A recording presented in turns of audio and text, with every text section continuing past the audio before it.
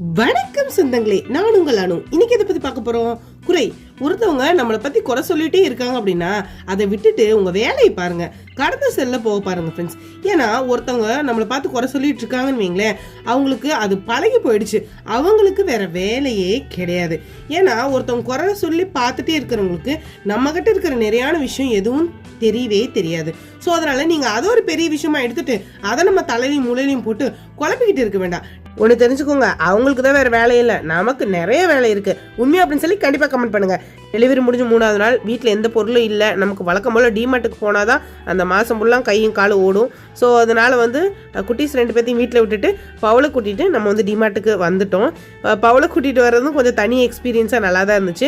ஏன்னா தேவையான பொருள் வாங்கினா தான் அந்த மாதம் ஃபுல்லாக நமக்கு ஓடும். என்னோட பழக்கம் எப்படின்னா, நம்ம மாதத்துக்கு நான் டிமார்ட்டுக்கு போய் தான் ஃப்ரெண்ட்ஸ் என்னோட மாத பொருளெல்லாம் வாங்கிப்பேன். நீங்கள் எப்படி வாங்குவீங்க அப்படின்னு சொல்லி கண்டிப்பாக கமெண்ட் பண்ணுங்கள். Okay friends, love you guys.